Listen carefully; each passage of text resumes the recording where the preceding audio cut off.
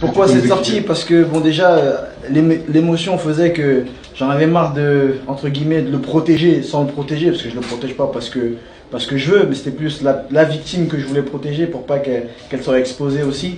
Et puis je me suis dit non, c'est le bon moment pour enfin que les gens comprennent pourquoi je suis parti de cette salle, pourquoi je n'aime pas cette personne. Il n'est pas sans savoir que j'ai fait partie de la Maison des femmes, j'ai fait un spot de sensibilisation qui lutte contre les violences faites aux femmes et je suis un fervent défenseur des gens, enfin des femmes on va dire, et je pense qu'on l'est tous ici, fervent défenseur des violences contre les femmes.